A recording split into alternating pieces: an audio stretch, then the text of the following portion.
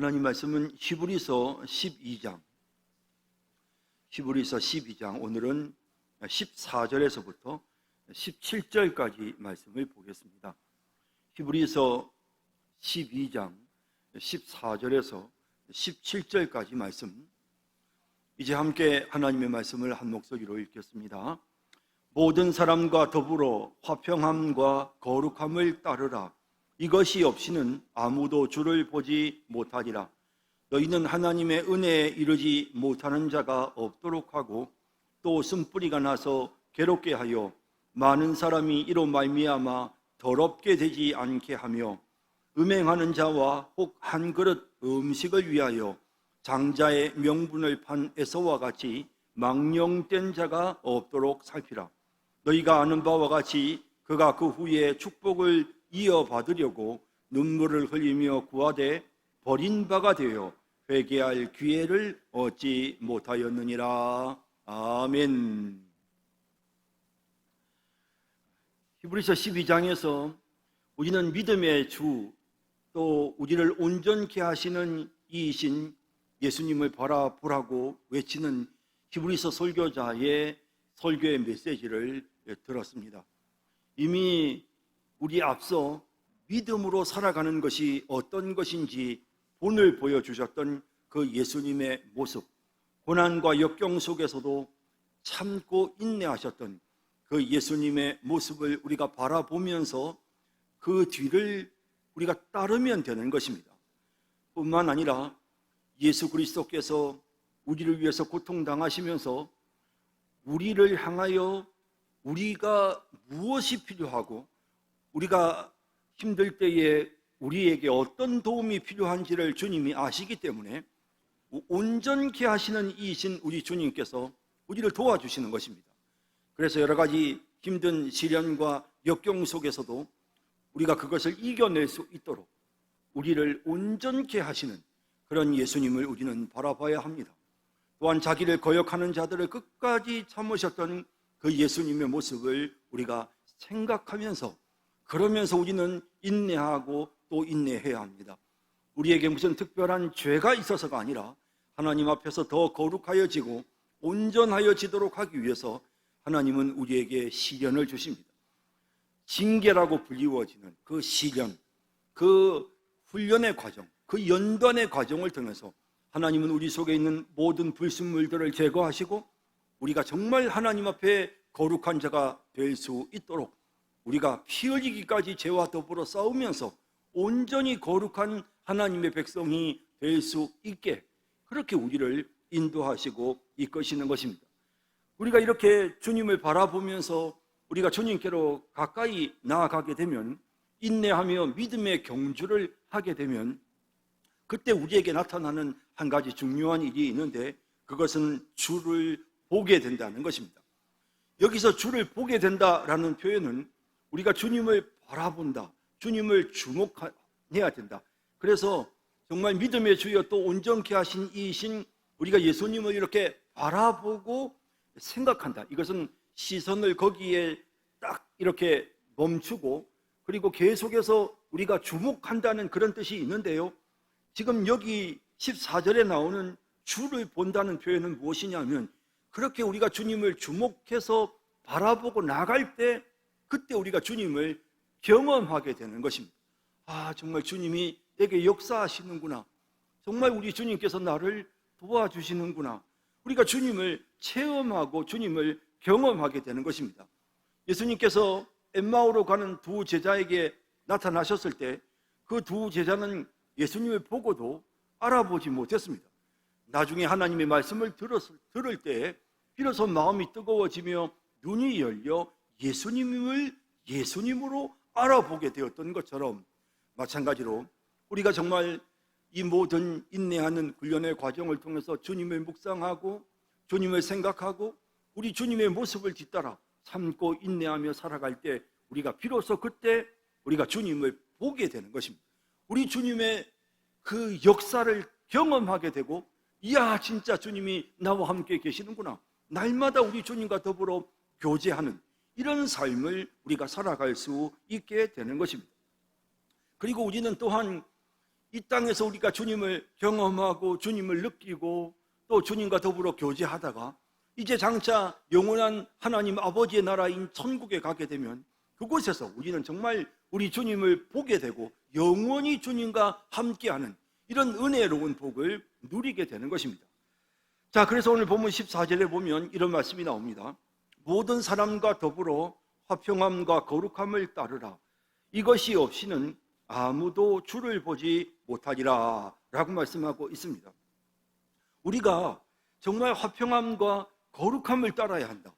특히 우리가 거룩해져야 계속 지금 거룩에 대한 내용이 나옵니다. 왜 우리를 하나님께서 징계하시고 왜 우리 인생에 이런 많은 혹독한 그런 시련이 있는가? 왜 로마 시대에 그리스도인들이 그렇게 로마 사람들로부터 핍박을 받아야만 했는가? 그것은 거룩하게 하나님께서 만들어 가시는, 온전케 하시는 그런 연단의 과정이다라고 말씀드렸습니다. 자, 이 거룩함 너무도 중요합니다. 이 거룩함이 우리에게 있을 때 우리가 비로소 주님을 경험하게 되는 것입니다. 우리 주님께로 더 가까이 나아가게 되고 주님을 우리가 체험하게 되는 것입니다. 자, 그런데 우리가 이제 이 본문을 보면서 이것이 없이는 아무도 주를 보지 못하리라 라는 이 본문을 보면서 문득 우리의 마음속에 그러면 거룩하지 않으면 우리가 그러면 주님께로 갈 수 없나? 우리가 거룩해지지 않으면 우리가 천국에 갈 수 없나? 영생을 얻지 못하나? 라는 그런 의문이 생깁니다. 이 본문을 보다 보면 그런 생각이 드는 것입니다. 자, 그런데 여러분 한번 생각해 보세요. 앞부분에서부터 계속해서 히브리서가 우리에게 무엇을 말했습니까? 우리가 율법으로는 우리를 정결하게 할 수가 없었습니다. 그래서 예수님께서 단번에 자기를 들이심으로 우리를 온전하게 하셨습니다. 우리를 거룩하게 하셨습니다. 이런 내용들이 히브리서의 앞부분에 계속 나오지 않았습니까? 히브리서 10장 10절에 예수 그리스도의 몸을 단번에 들이심으로 말미암아 우리가 거룩함을 얻었노라 라고 말씀하시죠. 10장 14절에도 그가 거룩하게 된 자들을 한 번의 제사로 영원히 온전하게 하셨느니라 라고 말씀하십니다. 예수님께서 자신의 몸을 우리를 위해 단번에 드리시는 희생의 제사를 통해서 우리를 거룩하게 만드셨고 우리를 영원히 온전하게 만드셨습니다. 우리가 구원받고 우리가 주님 앞에 가는 것은 예수 그리스도의 십자가의 은혜가 아니면 그건 불가능한 것입니다. 우리가 이 땅에서 거룩하게 살면 얼마나 거룩하게 살겠습니까? 우리가 주님을 거룩하지 못하면 주님을 볼 수 없다라고 하는 이 표현을 가지고 우리가 거룩하게 살지 못하면 우리는 지옥에 가게 된다. 거룩하게 살아야만 우리가 천국에 갈 수 있다라고 생각한다면 이것은 완전히 성경을 오해하는 것입니다. 여러분, 우리 주님의 십자가의 보혈로 우리는 거룩함을 받았고 우리는 온전하여졌고 우리는 천국에 들어갈 수 있게 된 것입니다. 그건 너무 당연한 것입니다. 오늘 이 본문에서 말씀하시는 것은 우리가 이 땅에서 살아가는 동안 계속해서 거룩한 삶을 추구하는 것입니다. 이미 십자가의 은혜로 거룩하여진 우리지만 그 십자가의 은혜에 합당한 삶이 되도록 하나님의 자녀다운 거룩한 삶이 될 수 있도록 우리가 성화되려고 애쓰고 노력하고 끊임없이 성화를 위해서 몸부림치고 노력하는 것입니다. 이런 과정을 통해서 우리는 날마다 주님을 경험하게 되는 것입니다. 날마다 우리 주님의 능력을 체험하게 되는 것입니다. 우리의 믿음의 주가 되시고 우리를 온전케 하시는 이신 우리 주님께서 우리를 도우시고 우리와 함께 하심을 날마다 경험하게 되는 것입니다.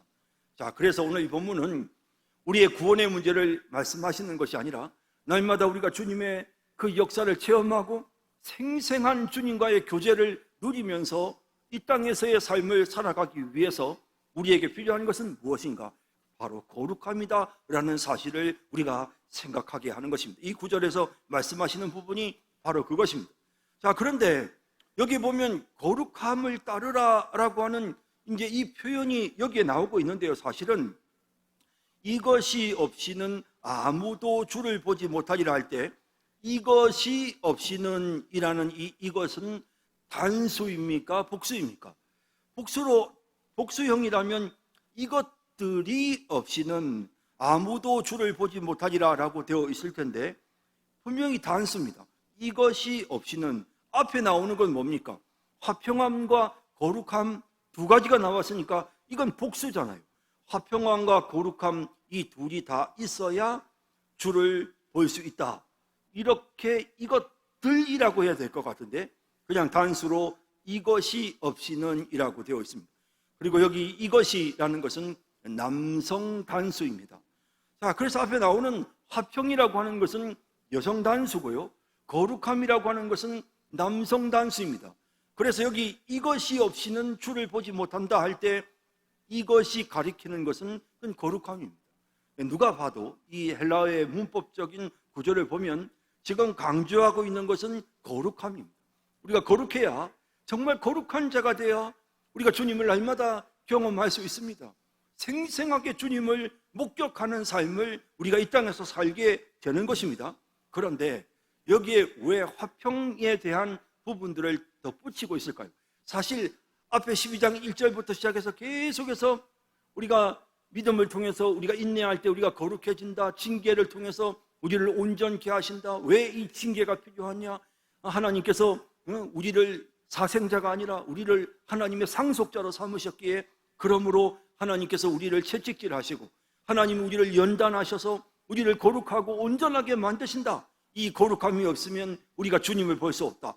이렇게 거룩에 대한 내용으로 쭉 본문이 흘러왔는데 갑자기 여기에 모든 사람과 더불어 화평함이라고 하는 이 말이 앞에 추가가 됐습니다. 화평이라는 게 좀 약간은 전체적인 문맥 속에서 보면 약간 생뚱맞을 수도 있어요. 그리고 바로 뒤에 나오는 아무도 주를 보지 못하는 것이 거룩이기 때문에, 그러므로 여기 꼭 굳이 화평이라는 단어를 넣어야 될까라는 생각을 할 수도 있습니다. 자, 그런데 여러분, 여기에서 이 단어가 나온 이유가 있습니다. 그것은 우리의 신앙생활은 혼자서 하는 것이 아니라는 사실 때문입니다. 여러분, 그저 나 하나가 거룩하게 사는 것, 그것이 신앙생활의 전부가 아닙니다. 여러분, 우리는 함께, 믿음의 공동체가 함께 더불어 하나가 되어 함께 더불어 거룩한 삶을 살아야 하는 것입니다. 그래서 하나가 되어야 되고 함께 가야 되는 것입니다. 이 거룩함을 향한 믿음의 경주를 하는 데 있어서, 인내하며 이 믿음의 경주를 함에 있어서 기억해야 될 것이 있습니다. 그것이 뭐냐? 우리가 함께 가는 것입니다.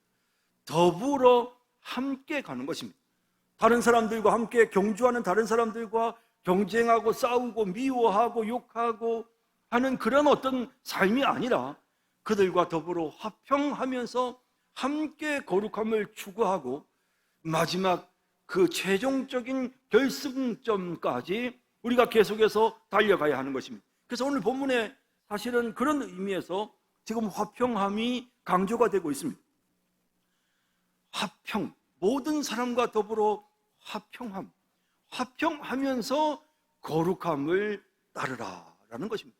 달리기 할 때 다른 사람들, 믿음의 동료들과 함께 화평한 가운데에서 너희가 거룩한 삶을 살아가야 되고, 너희가 인내하는 삶을 살아가야 되고, 믿음의 주요 온전케 하신 이인 예수를 바라보면서도 항상 주변에 있는 사람들과 더불어 함께 가야 한다라고 하는 이런 사실을 본문에서 강조하고 있는 것입니다. 자, 그래서 오늘 이 본문은요, 오늘 우리가 함께 읽은 이 본문은 함께 거룩한 삶을 살기 위해서 필요한 것이 무엇인지에 대해서 말씀하고 있는 것입니다. 우리가 거룩한 삶, 온전한 삶, 그리고 정말 그렇게 되기 위해서 시련 속에서도 인내하고 또 인내하는, 주님을 바라보는 그 믿음, 이런 부분들을 계속해서 지금 히브리서가 강조하고 있는데요, 그러다가 오늘 본문에서는 이 믿음의 공동체가 이제 함께 더불어서 이제 이 믿음의 경주를 해나가야 한다는 사실에 대해 말씀하고 있는 것입니다. 다른 사람들을 챙기면서 함께 가야 한다는 사실을 이 본문이 말씀하고 있는 것입니다. 자, 그러면서 여러분, 이제 세 가지를 말씀하십니다. 우리가 더불어 함께 거룩한 삶을 살기 위해서 필요한 것 세 가지를 말씀하시고 있는데요, 자, 그 내용을 한번 살펴보겠습니다. 첫째는 은혜에 이르지 못하는 연약한 자를 돌봐야 합니다. 자, 15절을 보시면요, 어떻게 되어 있냐면요, 너희는 하나님의 은혜에 이르지 못하는 자가 없도록 하고 라고 되어 있습니다. 자, 더불어서 화평함과 거룩함을 따라 살아가기 위해서 여러분, 우리가 더불어 함께 가기 위해서 뭘 해야 되느냐? 하나님의 은혜에 이르지 못하는 자가 없도록 하고, 이 표현은요, 은혜에 이르지 못하는 사람들이 있는지를 살펴서 은혜에 이르지 못하는 사람들이 생기지 않게끔 그렇게 그들을 돌보라 라고 하는 그런 의미의 표현입니다. 쉽게 말하자면 달리기를 하면서 말입니다. 혹시 뒤처진 사람이 없는지 살피라는 이야기입니다. 지금 믿음의 경주를 하면서 혹시라도 낙오한 사람이 없는지 헤아려 보라는 것입니다. 이것이 오늘 본문이 우리에게 말씀하고 있는 내용입니다. 자, 여러분, 지금 유대인 그리스도인들이 로마로부터 박해를 받고 있습니다. 그러다 보니 그리스도를 믿는다는 이유로 죽을 것 같으니까, 그럼 차라리 그리스도를 믿지 말고 옛날처럼 구약시대의 율법을 믿고 성전에서 제사하는 그런 유대주의로 돌아갈까 하는 그런 유혹을 받는 그리스도인들이 있다고 말씀드렸습니다. 그들을 향하여 계속해서 히브리서는 믿음으로 인내해야 된다. 예수 그리스도, 가장 위대하신 예수 그리스도를 우리가 끝까지 바라보면서 견디고 인내해야 된다라는 부분을 말씀하고 있습니다. 자, 그런데 이 본문을 말씀하시면서 이제 교회 공동체에 대해서 말씀하십니다. 그래서 달려가야 된다, 인내하며 달려가야 된다. 하지만 너만 달려가면 되는 게 아니야. 믿음의 성도들 가운데 너희 동료들 중에 혹시라도 은혜에 이르지 못하고 이 하나님의 은혜를 받지 못하고 도중에 낙오하는 사람이 생기는 것은 아닌지 살펴라. 이것이 지금 이 본문에서 말씀하시려고 하는 중요한 내용인 것입니다. 여러분, 우리가 신앙생활 하면서 우리 주변 사람들을 살피는 것은 굉장히 중요합니다. 여러분, 우리가 이제 목사라는 직분을 하나님이 주셨습니다. 그 목자가 칠목자라는 거 여러분 잘 알고 계시죠? 이것은 양떼를 돌본다, 양떼를 친다 할 때 그 목자를 씁니다. 스승사자와 칠목자를 씁니다. 근데 사실은 이 양을 치는, 그래서 예수님께서 베드로에게 내 양을 먹이라, 내 양을 치라 라고 말씀하셨죠. 그때 말씀하셨던 이 목양의 사역은 사실은 교회 안에 목사만이 하는 것이 아니고 목사와 장로가 함께 하는 것입니다. 그래서 목사와 장로는 함께 목양의 사명을 감당합니다. 베드로전서 2장에 보면, 베드로전서 5장 2절 3절에 보면 베드로가 장로들을 향해서 이렇게 권면하는 내용이 나옵니다.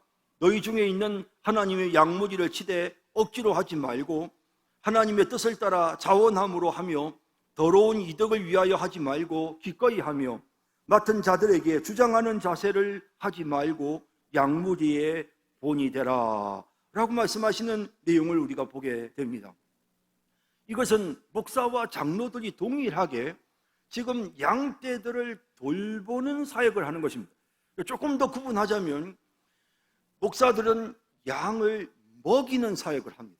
그래서 양들에게 하나님의 말씀을 전하고 가르치는 사역에 좀 더 전문성을 띱니다.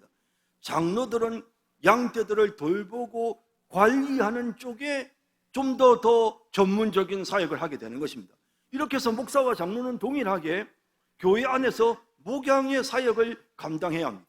성도들을 돌봐야 되는 것입니다. 자, 그런데 오늘 본문은 단지 목사와 장로에게만 돌보라고 하지 않으시고 우리 성도들에게 너희는 하나님의 은혜에 이르지 못하는 자가 없도록 해야 된다라고, 너희는 여기 히브리서의 독자인 그리스도인들 일반 모든 성도들을 향해서 지금 이렇게 말씀하고 있는 것입니다.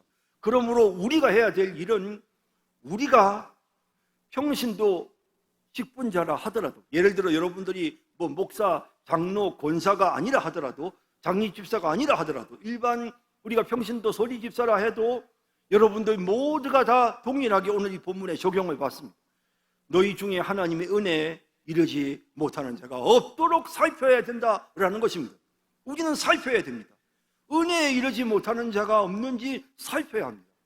그것을 살피는 데 있어서 가장 좋은 방법은 주일날 예배에 출석하는 것을 살피는 것입니다. 주일날 교회에 와서 예배를 정상적으로 매주마다 드리고 있다면 지금 그분은 그나마 그래도 신앙관리가 잘 되는 것입니다. 양이 제대로 지금 보호를 받고 있는 것입니다. 제대로 먹을 걸 먹고 영의 양식을 먹고 그리고 제대로 출석하면서 어느 정도는 건강하게 상태가 잘 유지가 되는 것입니다. 그런데 주일날 예배에 출석하지 않으면 문제가 생긴 것입니다.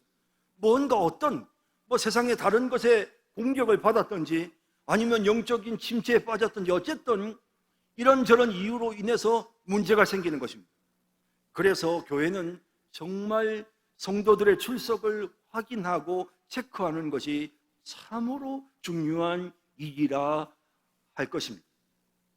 그래서 저희는 우리 교회도 마찬가지지만 저희가 이제 코로나 기간이 지났지만 왜 때문에 저 출석 들어올 때 열 체크를 왜 계속해서 해야 되나 아마 조금 의아스럽게 생각하시는 분들도 있으실 겁니다. 열 체크를 하는 것이 아니고요, 사실은 출석 체크를 하는 것이죠. 그래서 들어오시면서 여러분들이 한번 잠깐만 그 앞에 서주시면 이게 자동으로 출석이 체크가 됩니다. 그렇게 해서 출석을 저희들이 체크를 하고요, 또 구역장들에게 구역 보고서를 쓰게 해서 거기에 또 출석을 체크하게 합니다. 또 뿐만 아니라 여러분들이 지금 예배를 드리고 있는 이 시간에 방송실에서 카메라를 돌려서 여러분들을 이렇게 간단하게 한번 찍습니다. 그렇게 찍어서 여러분들이 누가 결석하고 누가 또 출석하셨는지를 일일이 우리가 예배 시간마다 체크를 합니다. 또 이걸 정리해서 우리 사무관사 우리 공집사님이 그걸 이제 정리를 합니다. 정리를 해서 이제 우리가 또 교육자들 회의를 하면 그 자료를 가지고 보고를 하고, 그리고 왜 빠졌는지, 왜 그분이 결석했는지 또 그 각 교구를 담당하는 우리 이제 교구 담당 사역자들이 이제 보고를 하는 것입니다. 그래서 아무래도 신방이 필요합니다. 이 전화 좀 해주셔야 되겠습니다. 이런 기타 등등의 여러 가지 조치들이 이제 항상 매주마다 이루어지고, 사실 교육자 회의에서 가장 많은 시간을 차지하는 부분이 사실 이게 출석 체크하는 것입니다. 왜 계속 빠지시는가? 뭐 때문에 빠지시는가? 어떤 사람이 주일날 교회 안 왔는데 아무도 몰라요. 2주째 빠졌는데도 또 아무도 몰라요. 3주째 빠졌는데 아무도 몰라요. 이러면 이제 이 교회는 좀 심각한 문제가 있는 것입니다. 교인들을 제대로 잘 관리하고 출석을 제대로 잘 체크해서 은혜에 이르지 못하는 자가 있는지를 끊임없이 살펴서 그런 사람들이 생기지 않도록 조치를 취하는 것, 정말 중요한 일인 것입니다. 우리 성도님들도 마찬가지입니다. 여러분들과 가까운 분들, 여러분 구역에 속해 있는 분들, 또 여러분들과 같은 기관에 있는 분들 보이지 않으시면 연락하셔야 합니다. 이건 우리의 사명입니다. 은혜에 이르지 못하는 자가 있을까? 우리는 애쓰며 신경 써서 그들을 돌보는 이런 역할들을 우리가 해야 되는 것입니다. 목사도 마찬가지고 장로도 마찬가지입니다.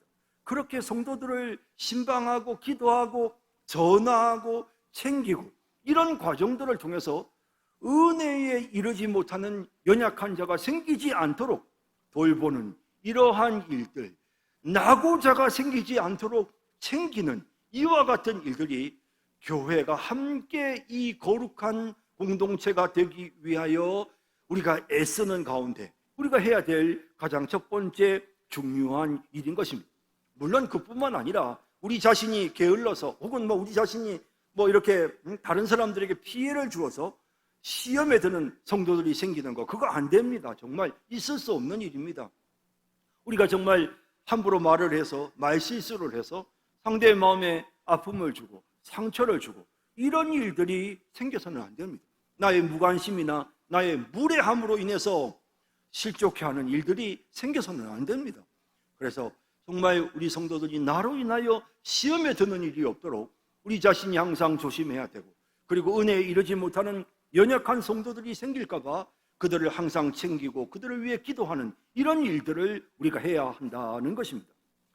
자, 그 다음 두 번째는요, 쓴뿌리가 없는지 살펴야 합니다. 자, 15절 중반에 보시면요, 또 쓴뿌리가 나서 괴롭게 하여 많은 사람이 이로 말미암아 더럽게 되지 않게 하며 라고 말씀하십니다. 자, 은혜에 이르지 못하는 낙오자도 문제지만 쓴뿌리로 인하여 다른 사람들에게 괴로움을 주는 많은 사람들을 더럽게 만드는 이런 쓴뿌리가 나지 않도록 이걸 살펴야 합니다. 그러면 이 쓴뿌리라고 하는 것이 도대체 무엇입니까?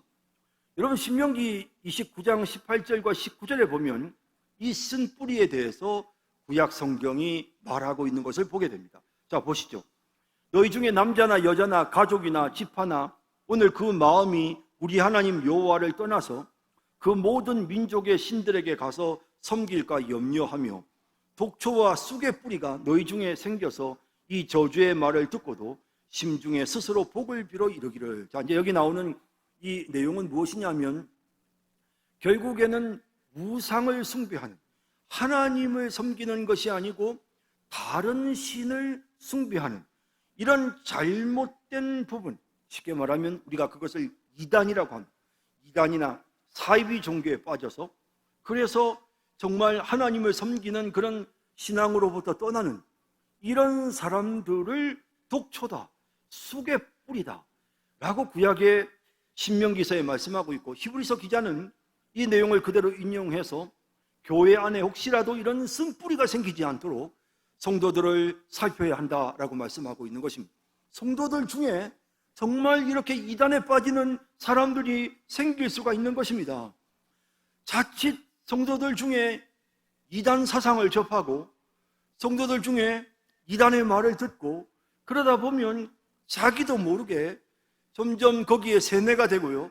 그리고 그걸 다른 사람들에게 가서 말하기 시작하고 교인들의 모임에서, 성도들의 모임에서 그런 말들을 쏟아내기 시작하면서, 그러면서 이 쓴뿌리가 점점 다른 사람들에게까지도 퍼져나가는, 전염이 되는 이런 일들이 교회 안에 일어날 수가 있는 것입니다. 여러분, 이게 얼마나 무서운 일입니까?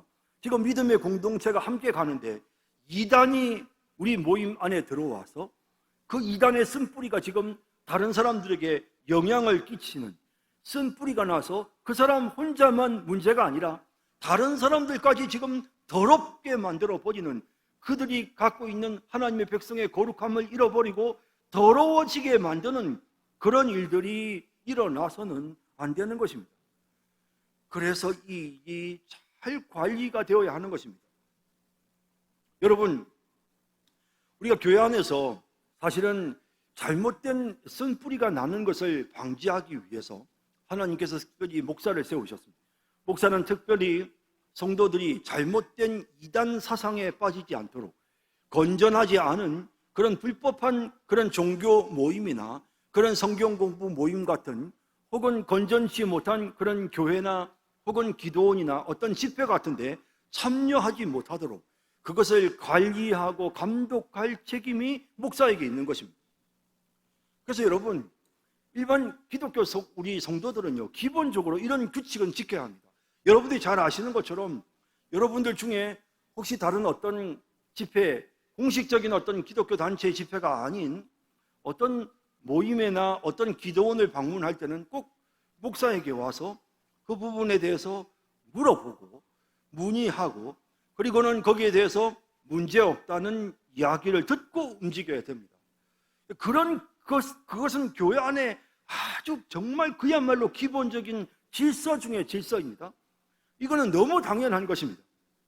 자녀가 부모에게 와서 내가 어느 집에 가서 밥을 먹으려고 하는데, 오늘 그 집에 가서 잠을 자려고 하는데 아버지, 어머니 그래도 되겠습니까? 라고 묻는 것은 그건 너무도 당연한 일입니다.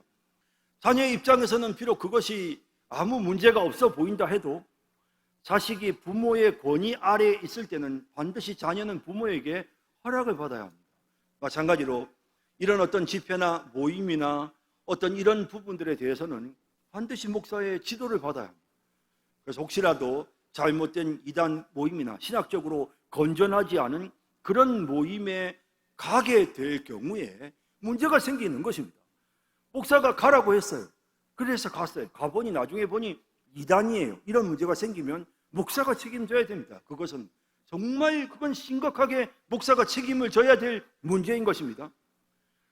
그런데 여러분, 성도들이 그런 부분에 대해서 목사에게 문의하고, 목사는 최선을 다해서 그 모임의 성격을 파악하고 그 단체나 그 교회나 그 집회가 건전한지 문제가 없는지 확인해서 성도들에게 안내를 해주고 참석하게 하고, 혹시 다른 지역에 가서 예배를 드려야 될 때 거기 근처에 있는 교회를 소개해 주세요. 목사님, 주일을 내가 거기서 지켜야 되는데 이 교회 가서 예배 드려도 되겠습니까? 라고 물어보면 목사는 거기에 대해서 제대로 살피고 관리해야 될 책임이 있는 것입니다. 자, 이런 과정들을 거쳐서 성도들이 조금이라도 잘못된, 건전하지 못한 그런 이단 집단에 접촉이 되지 않도록 교회는 철저하게 보호하고 또 보호해야 하는 것입니다.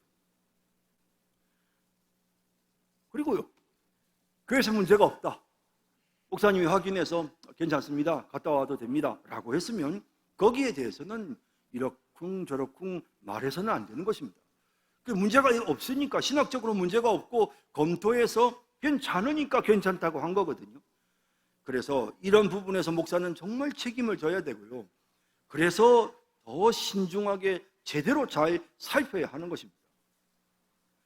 자, 이렇게 해서 교회 안에 조금이라도 잘못된 신학에 빠지거나 이단에 빠지지 않도록 하는 쓴뿌리가 생기지 않도록 살펴야만, 그래야만 이 믿음의 공동체가 함께 믿음 안에서 달려갈 수가 있는 것입니다. 자, 마지막 세 번째는 음행하는 자와 망령된 자가 없도록 살펴야 합니다.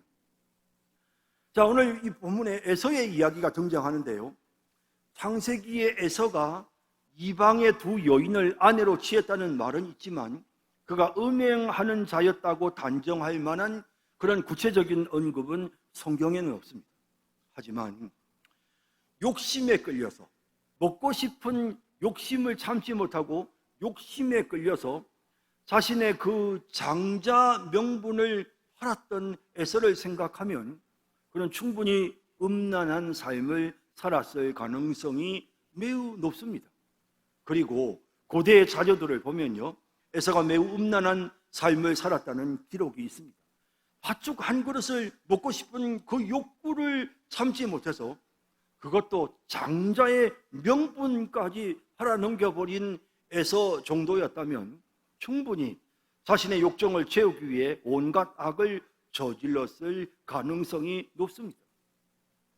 그래서 오늘 본문은 같이 음행하는 자와 에서를 함께 연결해서 지금 표현하고 있습니다. 자, 16절 17절 말씀 볼까요? 음행하는 자와 혹 한 그릇 음식을 위하여 장자의 명분을 판 에서와 같이 망령된 자가 없도록 살피라. 너희가 아는 바와 같이 그가 그 후에 축복을 이어받으려고 눈물을 흘리며 구하되 버림바가 되어 회개할 기회를 얻지 못하였느니라 라고 말씀하고 있습니다. 야곱이 끓인 그 붉은 음식 팥죽을 보고 에서가 그야말로 눈이 뒤집혔습니다. 그리고 이제 자신의 장자 명분을 팔아버린 것입니다. 여러분, 한번 여러분들에게 동생이 있는데요, 어느 날 갑자기 동생이 여러분들한테 와서 이렇게 말합니다. 형, 내가 형한테 100만 원 줄 테니까 이제부터 형이 내 동생 해. 자, 여러분한테 누가 갑자기 그렇게 동생이 그렇게 와서 형, 내가 앞으로 형 100만 원 줄 테니까 지금부터 이제 형이 내 동생 해 라고 말하면, 지금부터 형이 내 동생 해 라고 말하면, 아, 그래, 공돈 100만 원 뭐 좋네, 좋아, 그래, 나 100만 원 받고, 그래, 이제부터 내가 이 형님 해, 내가 앞으로 널 깍듯이 형님으로 불러줄게, 형님이라고, 형님 불러줄게. 여러분, 그렇게 할 형님이 있으시겠습니까? 여러분 어떠세요? 여러분들이 형인데 동생에게 여러분 100만 원 받고 형 명분을 팔아버리겠습니까? 에서는 참 독특한 사람입니다. 이 에서는 그까짓 거 뭐 그 장자 명분 그게 뭐 필요해, 배고픈데 뭐 라고 하면서 정말 자신의 그 배고픈 그걸 못 참고 그 배고픔을 해결하기 위해서 이 장자의 명분이라고 하는 것은 이건 어떻게 값을 매길 수가 없는 것입니다. 이건 하나님께로부터 받은 특별한 그냥 형 동생의 문제가 아니라 이것은 아브라함과 이삭으로부터 이어져 내려오는 이 집안의 언약의 축복을 누가 받느냐라는 그런 중요한 문제가 있었음에도 불구하고 에서는 그 중요한 문제를 그냥 하찮게 생각해버리고 팔아버렸습니다. 나중에 이제 사실 야곱이 아버지 이삭을 속이지 않습니까? 속이는데 그렇게 쉽게 이삭이 넘어가는 이 모든 과정도 보면 결국 야곱이 이삭이 야곱에게 넘어가는 그 과정도 보면 결국에는 에서가 이렇게 망령되이 행동하고 자신의 장자 직분을 정말 형편없는 것으로 여겼기 때문에 결과적으로는 이런 결과에 이르게 되는 것입니다. 다 빼앗겨 버린 거죠.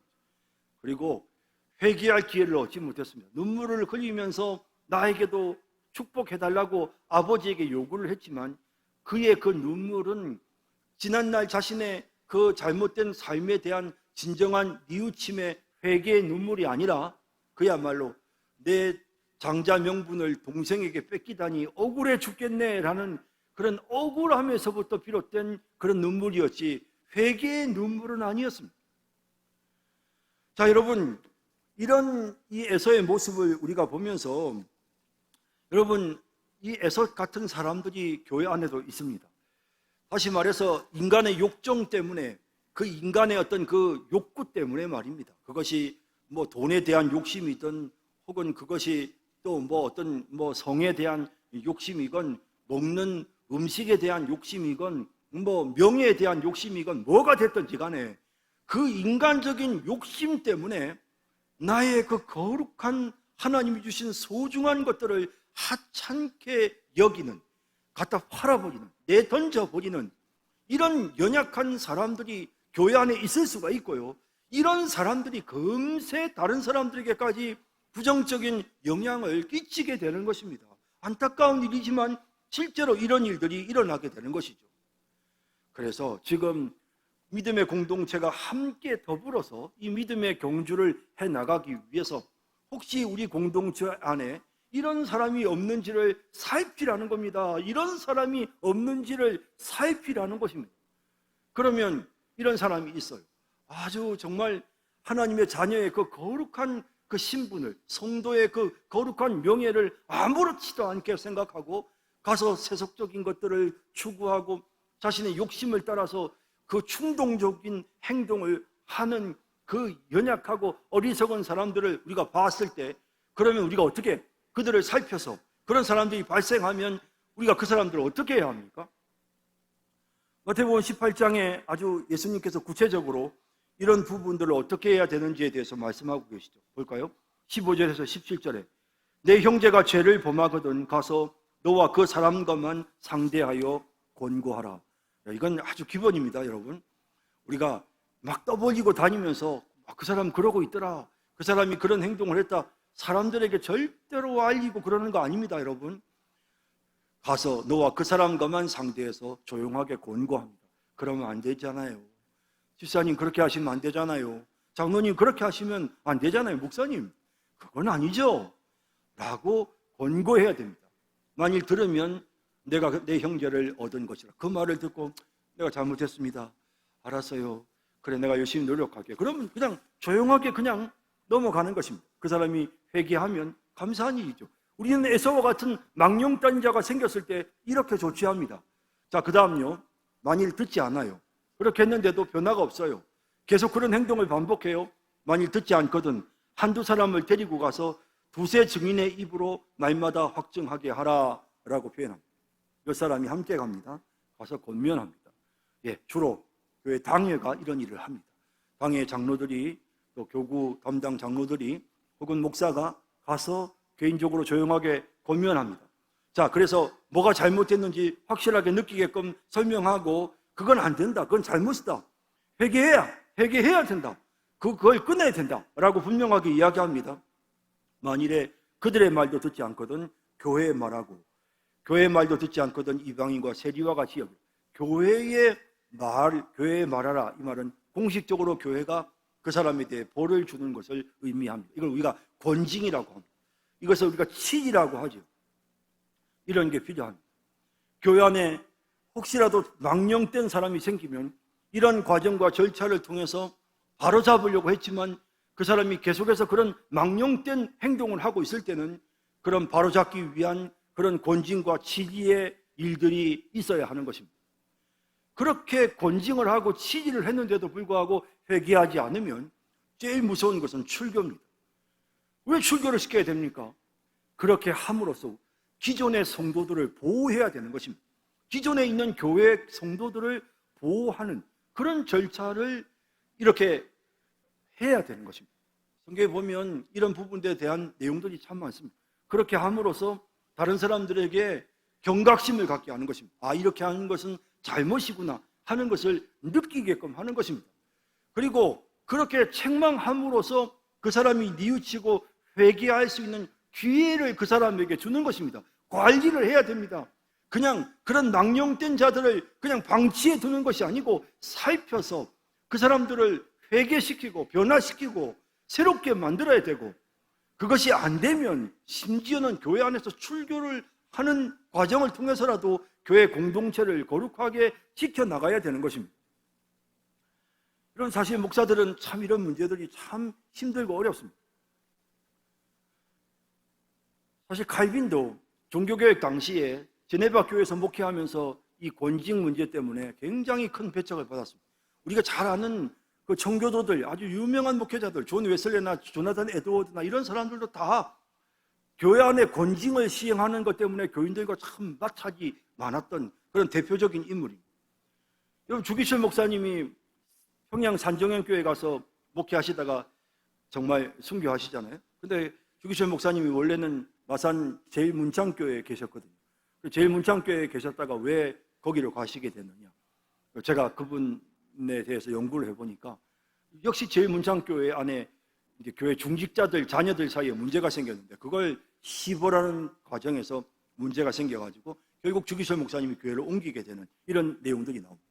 참 목회자들에게는 정말 이런 부분들이 굉장히 힘들고 어려운 부분이 많습니다. 그럼에도 불구하고 일단 교회를 온전하게 거룩하게 유지하기 위해서는 이런 망령된 자들을 그냥 두는 것이 아니고 그들이 회개할 수 있게끔 만들어야 되는 것이고요, 회개하지 않을 때는 거기에 대한 벌을 주고요, 심지어는 출교를 시켜서라도 우리 교회 성도들을 보호해야 되는 것입니다. 이렇게 해서 아, 이건 잘못됐구나, 이렇게 하면 안 되는구나 하는 것을 느끼게끔 해야 되는 것입니다. 자, 어쨌든 오늘 우리는 이 본문을 통해서 거룩하게 신앙생활을 하는 것이 나 혼자만 하면 되는 것, 믿음으로 인내하며 달려가는 것이 나 혼자만 잘하면 되는 것이다 라고 생각하면 안 되고, 공동체가 함께 계속해서 이 믿음의 경주를 해야 하고, 그렇게 하기 위해서 뒤처진 사람, 낙오한 사람 챙겨야 합니다. 그죠? 은혜에 이르지 못하는 자가 있는지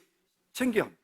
쓴뿌리가 나서 이단 사상이 교인들 사이에 퍼져나가는 이런 거 철저하게 예방하고 관리해야 합니다. 그리고 성도들 중에서 자신의 욕정 때문에 거룩한 하나님이 주신 은혜를 한순간에 망각해버리고 날려버리는 이런 망령된 사람들이 있을 때는 그것에 대해 반드시 회개케 하고 교회를 거룩하게 만들어서 함께 거룩해지도록, 나만 거룩하면 되지 다른 사람들이야 뭐 어찌되든 말든 무슨 상관이야 라는 그런 마음이 아니라 함께 더불어서 거룩하여질 수 있도록 이렇게 함께 노력해야 하는 것입니다.